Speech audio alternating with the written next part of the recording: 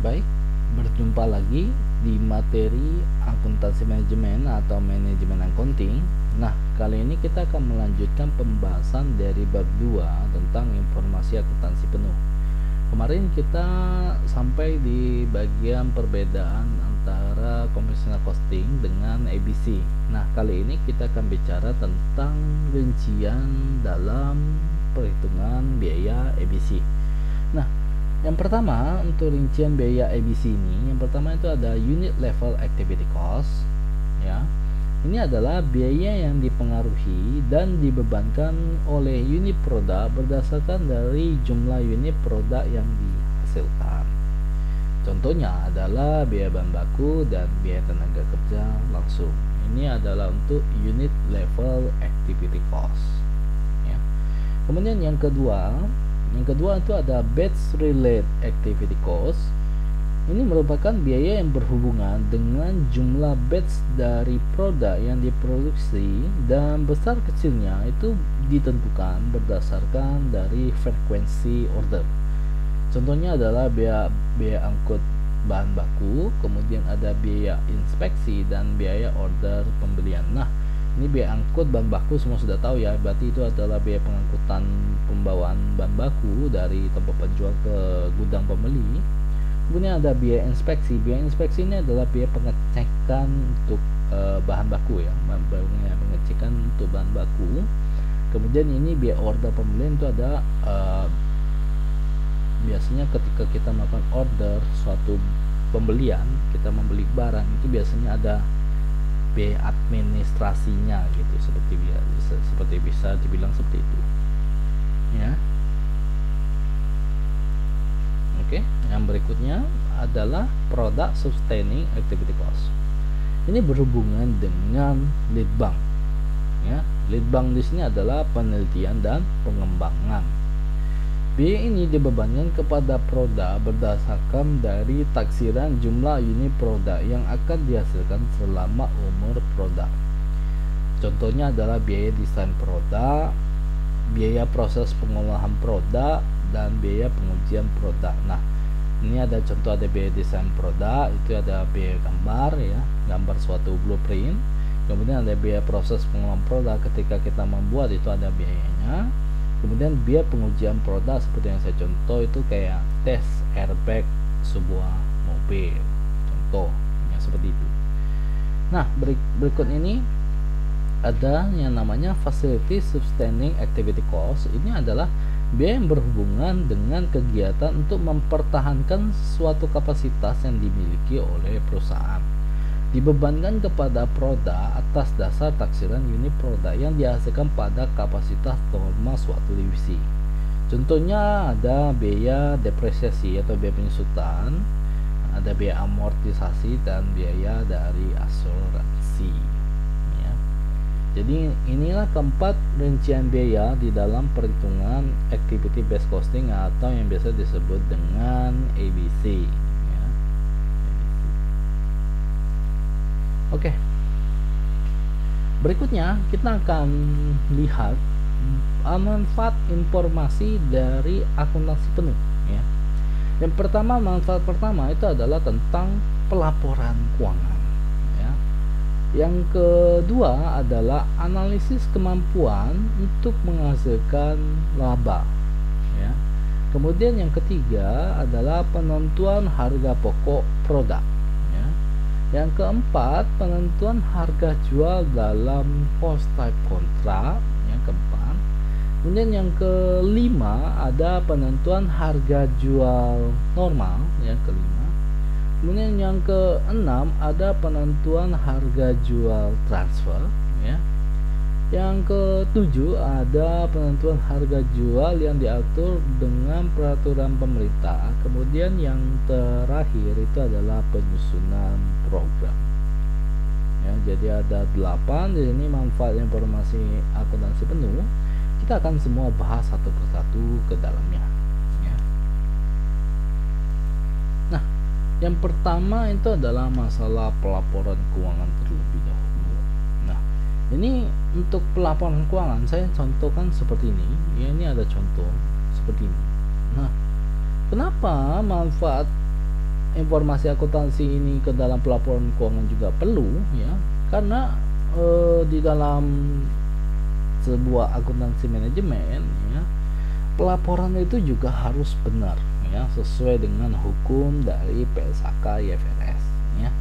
Kemudian pelaporan keuangan ini juga dibagi antara pihak luar dan pihak dalam ya. Pihak luar berarti kita harus mengacu sesuai dengan aturan hukum undang-undang yang berlaku, yaitu kita menggunakan PSAK IFRS ya. Kalau ini yang biasa digunakan untuk yang program akuntansi itu biasanya menggunakan PSAK IFRS. Nah, sangat penting sekali bahwa suatu pelaporan itu benar ya. Pelaporan itu benar. Nah, kalau kita lihat di sini ya, ini ada yang salah loh sebenarnya. Apa yang salah? Coba disimak baik-baik. Saya kasih waktu 1 menit untuk memperhatikan apa yang salah di sini.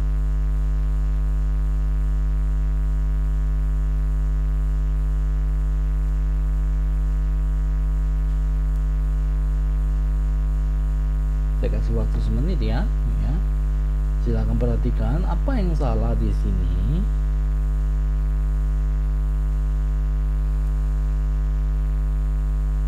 Sudah kebayang? Sudah 30 menit berlalu, sudah 30 detik berlalu. Apakah sudah kebayang di mana yang salah?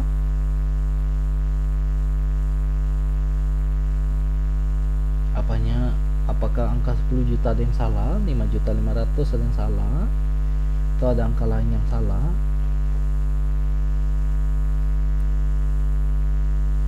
Baik, sudah hampir 1 menit, sudah menemukan apa yang salah ya. Yang salah itu adalah ini.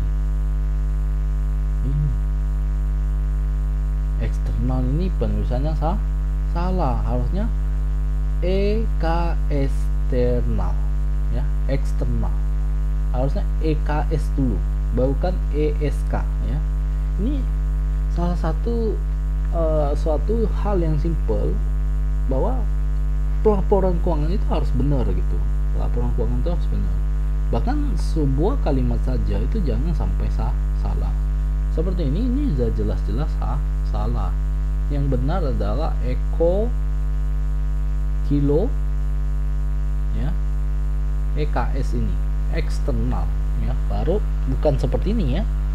Sangat penting sekali untuk memperhatikan bahwa penyusunan huruf itu harus benar ya, jangan sampai salah ya.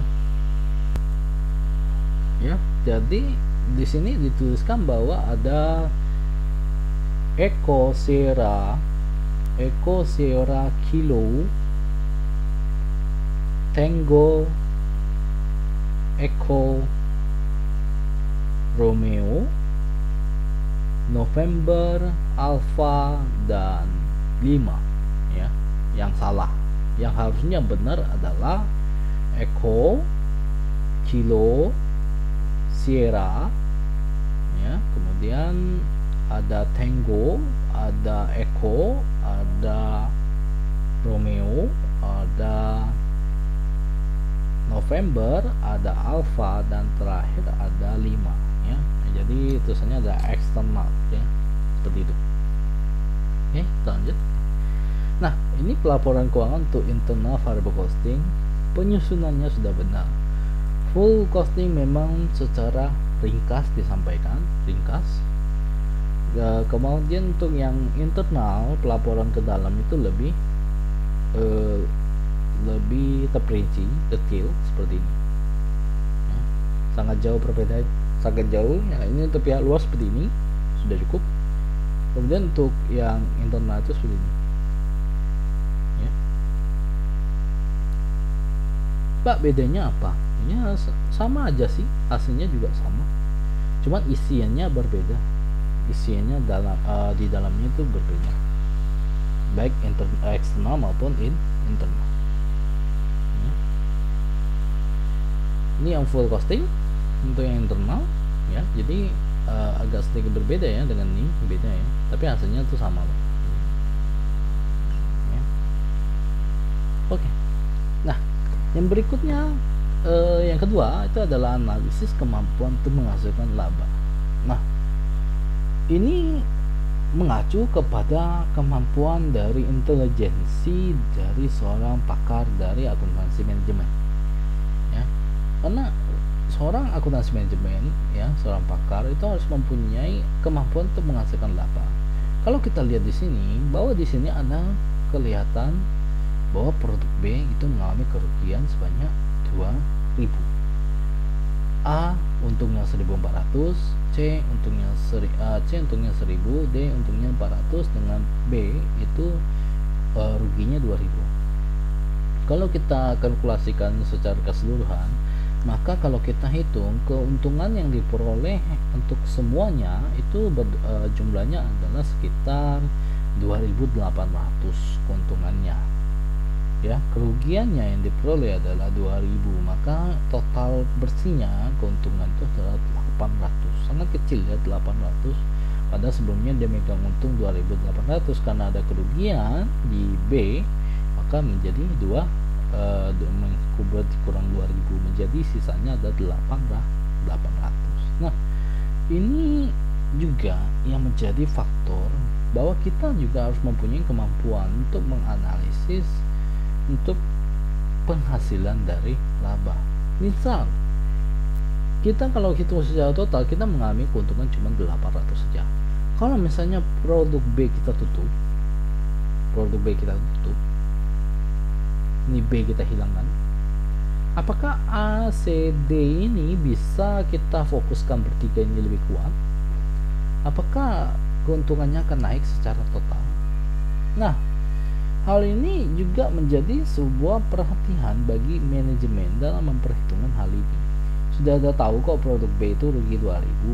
Nah, kalau kita misalnya close saja produk B, kita fokus di A, C, D nya saja, berapa keuntungannya kita akan peroleh. Nah, dari situ kita akan mencoba menghitung-hitung kembali dan mencoba memprediksikan berapa besaran yang kita peroleh kalau kita hanya fokus pada 3 produk saja dibanding dengan 4 produk.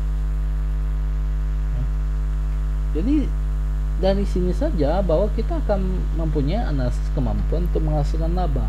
Nanti untuk perhitungan ini nanti akan kita bahas di bab berikutnya, di bab 3. Nanti kita akan pelajari bagaimana kita memfokuskan, kita mencoba hilangkan satu ini, lalu kita fokus kepada 3 yang ada, bagaimana hasilnya gitu. Kita akan mencoba memprediksi, akan mencoba memperhitungkan berapa keuntungan yang kita akan peroleh di masa yang akan datang, ya. Ini suatu ilmu yang sangat berguna dan sering sekali dipergunakan di dalam perusahaan, ya. Kalau kita kerja itu biasanya sangat sering dipergunakan, apalagi kalau kita itu masuk ke dalam pengembangan produk, ya. Oke, kita lanjut. Nah, ini salah satu kemampuan yang digunakan untuk menganalisis kemampuan untuk menghasilkan laba. Itu kita bisa juga menggunakan yang namanya ROI, ya, rumus ROI. Kemudian juga kita bisa menggunakan yang namanya residual income, ya, residual income. Cuman untuk residual income dan ini bagian ini saya tidak jabarkan lebih jauh, ya, karena saya tidak terlalu bahas. Yang penting saya cuma memperlihatkan cara perhitungannya seperti apa. Nah, berikutnya adalah penentuan harga pokok produk. Nah, penentuan harga pokok produk ini, ya, memiliki beberapa bagian yang harus dibahas. Yang pertama adalah evaluasi konsumsi sumber daya yang dikorbankan untuk sesuatu. Nah, pada saat kita melakukan konsumsi sumber daya yang dikorbankan untuk sesuatu, kita biasanya mengevaluasi juga apakah yang kita lakukan untuk konsumsi ini apakah sudah worth it atau belum, ya. Jangan sampai kita melakukan sesuatu itu yang disebut dengan sia-sia, ya. Segala sesuatu yang dilakukan itu sia-sia, maka itu tidak ada harganya, ya. Kemudian yang kedua, penyediaan informasi untuk memungkinkan manajemen melihat dari struktur biaya perusahaan pesaing yang digunakan untuk menghasilkan produk atau jasa, ya. Jadi selain kita mengevaluasi konsumsi sumber daya yang kita gunakan, kemudian kita juga harus menyediakan informasi yang memungkinkan bagi manajemen untuk melihat bagaimana perusahaan pesaing itu membentuk struktur biaya, terutama kalau perusahaannya itu sejenis dengan bidang kita, ya. Jadi kita juga harus tahu kompetitor kita dalam membangun struktur biaya di dalam usahanya itu seperti apa, ya. Bukan berarti kita harus mencontek secara mirip, tidak, tapi setidaknya kalau mereka ada melakukan sesuatu biaya yang sangat efisien, kenapa kita harus melakukan biaya itu sangat berbasi? Itu kita harus cari tahu kenapa biaya dia bisa efisien, biaya kita bisa mubazir. Itu kita harus cari tahu bedanya apa, ya. Apalagi kalau misalkan produk yang dikeluarkan, output yang dikeluarkan itu beda tipis, ya, beda tipis antara kita dengan punya perusahaan kompetitor. Itu harus diperhatikan, harus ditelaahkan kembali. Kemudian berikutnya, Anda juga pengambilan keputusan apakah kita harus membuat atau beli dari luar, ya. Kalau kita memutuskan untuk membuat sendiri, berarti banyak faktor yang kita harus memperhitungkan, ya. Berarti kita harus menyediakan mesin, kita harus menyediakan tempat dan segala macam. Nah, kemudian kalau kita membeli dari luar, apa yang kita terima? Kita menerima barang dari luar, apakah sebanding dengan kalau kita buat dengan kita beli? Nanti yang bagian ini akan dibahas lebih lanjut di bab selanjutnya. Nanti kita akan jabarkan bagaimana kita cara memperbandingkan antara cara kita membuat sendiri itu berapa, kemudian kalau kita beli dari luar itu berapa, ya. Kemudian yang berikutnya adalah penentuan harga jual produk atau jasa. Nah, untuk penentuan harga jual ini wajib terlebih dahulu kita mengetahui berapa modal yang kita keluarkan per produk, harga pokoknya berapa. Kemudian dari harga pokoknya berapa, kita ingin memperoleh keuntungan berapa persen. Nah, dari harga pokoknya kemudian ditambahkan keuntungan yang kita, atau laba yang diharapkan atau keuntungan yang diharapkan, barulah terbitlah yang namanya harga jual produk atau jasa. Nah, berikutnya adalah penyediaan informasi biaya untuk aktivitas yang bukan penambah nilai. Nah, di dalam aktivitas ini ada yang namanya aktivitas penambah nilai dan aktivitas bukan penambah nilai. Nah, nanti untuk yang bagian ini nanti akan dijelaskan lebih lanjut di bab berikutnya. Kemudian untuk penyedia informasi untuk memantau total biaya daur produknya. Jadi kita juga memantau bab biaya total secara untuk daur produk itu berapa besar, ya. Karena ini juga perlu ditelaah untuk pengembangan produk lebih lanjut. Selain itu, selain dengan total biaya daur produk, untuk pengembangan biaya mutu juga perlu ada informasi lebih lanjut. Jadi mutu suatu barang itu tidak akan turun secara signifikan kalau kita mengelola secara baik, ya, informasi untuk pengembangan biaya mutu tersebut. Kemudian yang berikutnya adalah cost reimbursement. Ini adalah biaya penalangan, ya, biasanya digunakan untuk biaya penalangan dan pencairan dari penalangan itu sendiri. Kemudian juga inventory costing juga berpengaruh. Nah, yang berikutnya adalah penentuan harga jual dalam bentuk cost type kontrak. Nah, cost type kontrak ini adalah kontrak pembuatan produk atau jasa yang pihak pembeli setuju untuk membeli produk atau jasa pada harga yang didasarkan pada total biaya yang sesungguhnya dikeluarkan oleh produsen ditambahkan dengan laba yang diharapkan. Nah, biasanya kontrak pembuatan produk atau jasa ini berbentuknya seperti kayak surat hukum, ya, berbentuk seperti surat hukum, memiliki perjanjian antara pihak pertama dengan pihak kedua, kemudian memiliki pasal-pasal di dalamnya, baik bisnis yang dijalankan maupun aturan-aturan yang ditetapkan yang harus dipatuhi dan tidak boleh dilanggar, ya. Ini penentuan untuk penjualan cost type kontrak. Nanti kita nanti kita akan tes bagaimana ini, kita akan coba buat itu gimana, ya. Nah, Berikutnya itu adalah penentuan harga jual normal. Ini adalah rumus dari full costing untuk penentuan harga jual normal itu seperti ini ya. Harga jual sama dengan biaya produksi tambah biaya non produksi ditambah laba yang diharapkan ya. Kemudian ada nilai markup ya. Mana markup? Inilah penentuan harga jual normal. Nanti ini dibahas di bab 7 ya, bab 7. Saya hanya menyampaikan rumusnya saja. Ini juga dibahas di bab 7. Ini yang model untuk variable costingnya. Rumusnya seperti ini. Ada harga jual itu biaya variable ditambah dengan biaya tetap ditambah dengan laba yang diharapkan. Ini rumusnya. Kemudian ada markup. Nanti akan dijelaskan di bab 7 juga. Nah, yang berikutnya adalah penentuan harga jual transfer dan penentuan harga jual yang diatur oleh peraturan pemerintah. Nah, harga jual transfer nanti itu dibahas di bab 8 ya. Untuk penentuan harga jual yang diatur dengan peraturan pemerintah itu biasanya berdasarkan ini untuk pembentukan dari harga jual ya, itu ada cost based transfer price dan market based transfer price. Kalau cost based transfer price ini itu biasa mengacu kepada total biaya yang kita telah keluarkan, biasa mengacu pada situ. Kemudian market based transfer price ini biasanya mengacu pada harga jual yang sudah ditetapkan di pasaran itu seperti apa. Misalkan harga pasaran beras sekian, itu biasanya toko satu dengan toko lainnya itu kurang lebih paling hanya beda 1000-2000 begitu aja. Kemudian ini ada juga penentuan harga jual yang diatur dengan peraturan pemerintah. Ini modelnya seperti ini. Biaya minimum dan biaya pemasaran, kemudian plus laba yang diharapkan itu ditambahkan dan bagi dengan biaya produksi per unit kali dengan volume produksi per unit untuk markup. Nanti akan juga dijelaskan di bab 7 atau bab 8 nanti. Ya.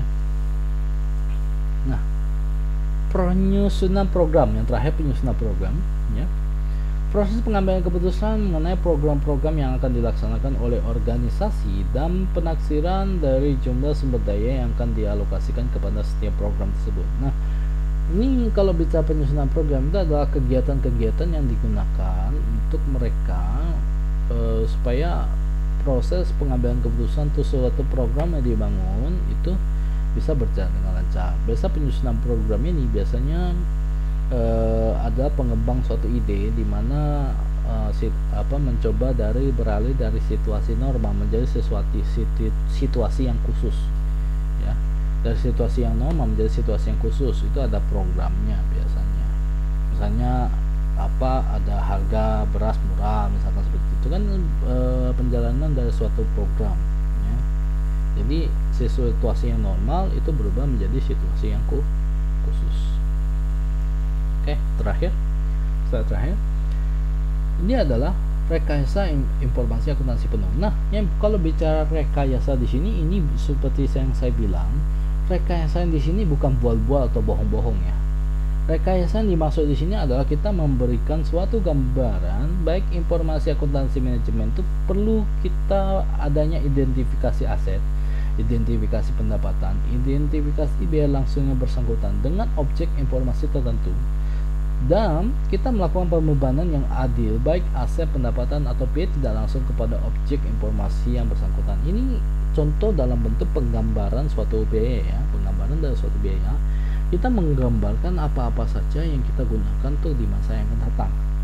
Itu yang dimaksud dengan rekayasa di sini. Jadi rekayasa di sini bukan termasuk bohong-bohong atau bual-bual ya, bukan. Apa rekayasa yang dimaksud di sini adalah sesuatu yang bersifat positif. Itu adalah memberikan gambaran bagi manajemen untuk penanganan situasi kondisional di masa yang akan datang. Misalkan kalau terjadi masalah itu akan seperti apa ya. Ini pembentukan rekayasa atau membangun informasi-informasi menjadi suatu pengembangan opsion-opsion supaya kalau terjadi masalah kita memiliki opsi untuk penanganan dari suatu masalah tersebut. Baik, bab 2 sudah berakhir sampai di sini ya. Nanti setelah ini kita akan fokus kepada perhitungan soal dari metode activity based costing ya. Nanti akan saya jelaskan terlebih dahulu supaya nanti bisa nanti lihat nanti secara baik-baik ya. Baik, saya akhir dulu di pertemuan ini ya. Jikalau ada yang kurang jelas seperti biasa nanti bisa didiskusikan di forum Google Classroom seperti biasa. Baik, terima kasih, sampai berjumpa kembali.